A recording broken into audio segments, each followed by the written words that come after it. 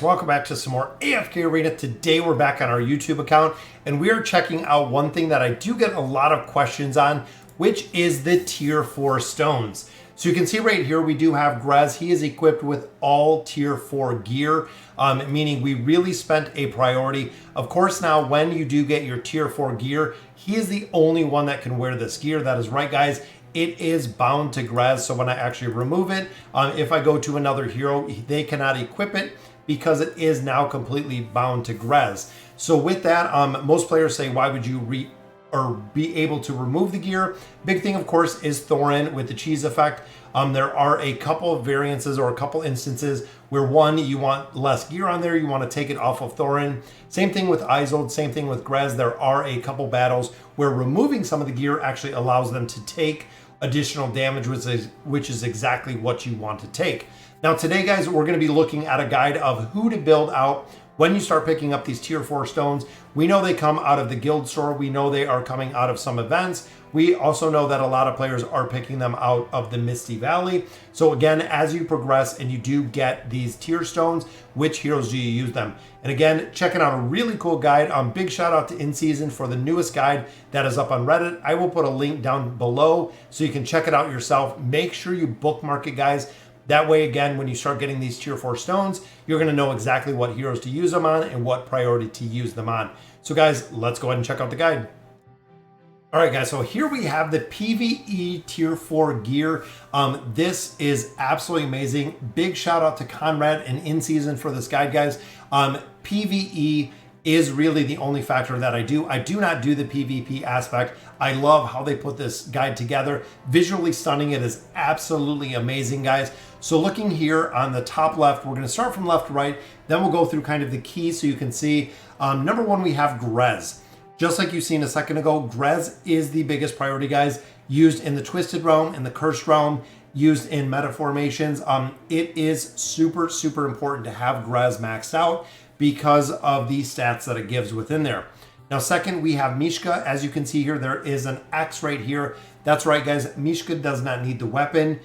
She is a tank. She is crowd control. The weapon is really not needed within the formation with Mishka. And you can see kind of so on and so forth. When it comes to the strength and when it comes to the tanking heroes, the weapon is a little less efficient in there than some of the other pieces of the tier 4. So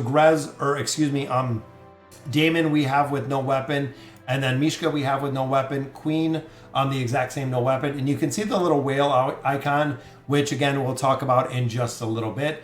Hodgkin the exact same, the weapon and the helm. Really want to focus on the chest and the boots, Again, that talks to the haste that you can pick up, but it also talks to the survivability of the hero themselves, allowing and increasing the survivability with the tier 4 gear. And also make sure, guys, if you're moving to the tier 4 gear, that if you are a player that is swapping between gear, that you have enough gear built, that this gear is now bound when you use those tier 4 stones. So looking over here, it does get incredibly important when it comes to the agility heroes because we are presented with heroes that provide a lot more damage. So Lucretia, of course, full tier 4 gear here. Then when you look at heroes like Raku, no need to do the chest, but it is important to get the gloves, the helm, and the boots. Again, the chest you can pass right here, again, for that survivability aspect. If Kren is taking damage most of the time, he is going to be dead. Again, you can see the little whale icon. You can see, I believe this is the Cursed Realm icon in here as well.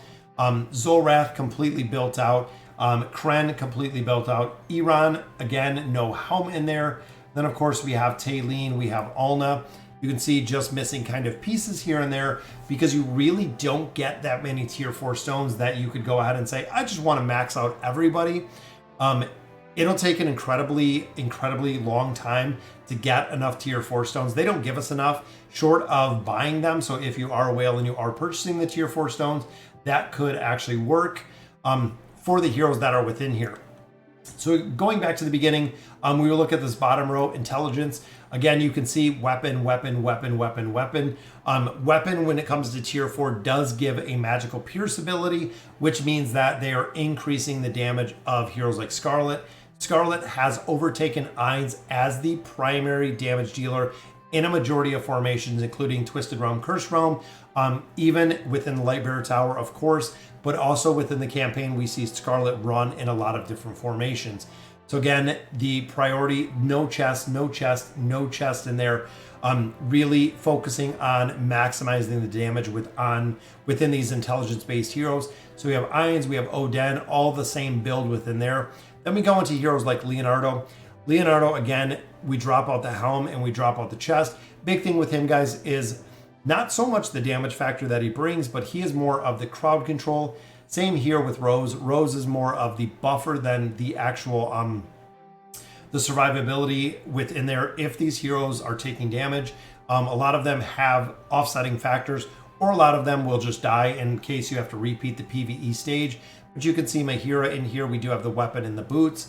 In here, we do add the helm to Scrath. And then we have two big exclamation points right here, which again, we will look at in just a minute. So here again, we have the weapon and we have the boots for both of them. Now, the legend, this is what we want to talk about, guys. You can take all tier 4 here. So any of the ones that have the whale, you could take the chest. Again, it's going to have a minimal impact, and that is really the big thing. We're trying to get our biggest return for what we're investing. You can see here, guys, the red X. Taking this T4 is ineffective. There are a lot of ones, for instance, instead of using 4 tier stones here, I could actually add a little bit more on Zolrath, making him a little bit stronger because he is a hero that is used within meta formations. And even looking down the road, guys, meta, kind of not meta anymore, but meta, and then a lot of players do run Ezio as well. Same with all of these formations, though.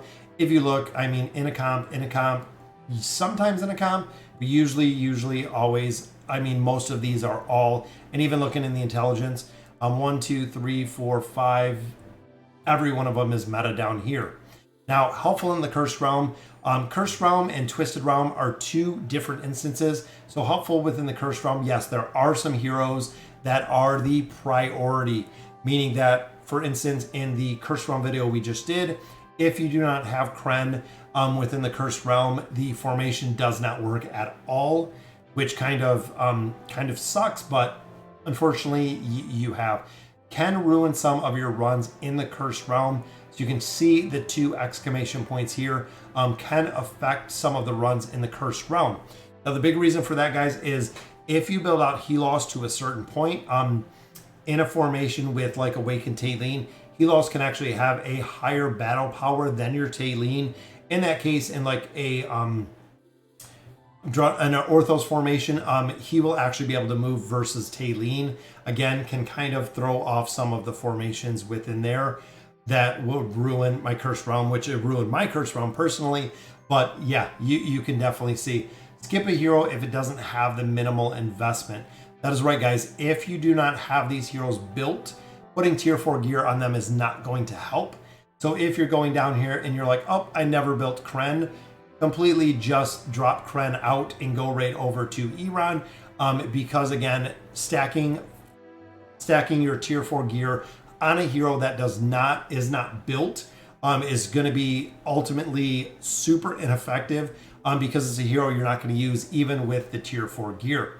Now looking over here, guys, special thanks to Faint and AFK it. Honorable mentions, Rowan.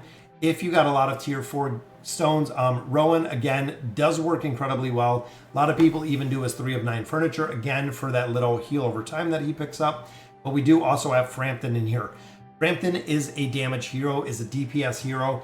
The further that you build him out, the better he performs. That includes signature item, that includes engraving, that includes his furniture, and it includes the tier 4 stones, as you can see right here. Little Peanut, same thing, utilized in the Cursed Realm, does an incredible amount of damage. Don't need the chest, those survivability issues here. And then we do have Pharrell as our last one within this formation for the tier 4 stones. So even looking here, guys, I would really prioritize what heroes you are used within meta. Now I know we do have the strength, the agility, and the intelligence right here, but I would look at what heroes you are using and what heroes you are using the majority of the time to really know what heroes to use this on first. What I mean by that is when I look at the Cursed Realm and the Twisted Realm, my number one would be either Grez or Scarlet.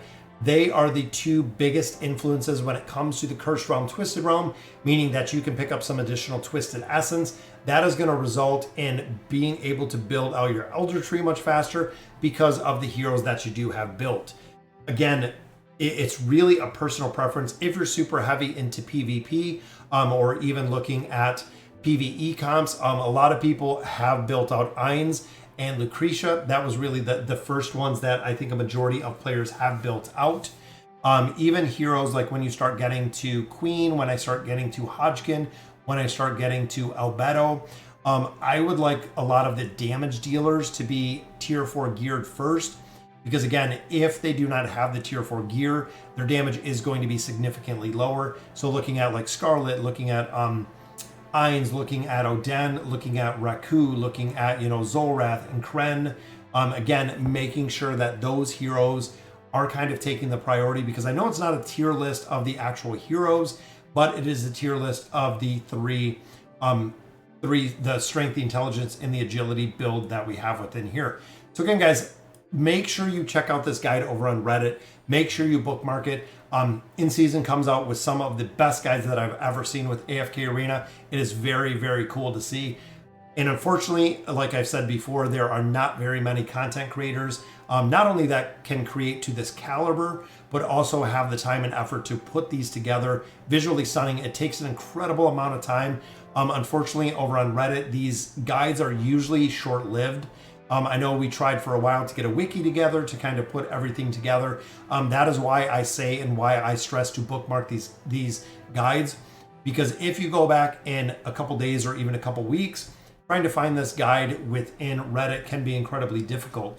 Again, guys, that'll do it for today's video. The PvE tier 4 gear, absolutely love it, guys. Big shout out to Conrad and In Season for putting this together. Let me know in the comments what you guys think, and as always, thank you guys for watching.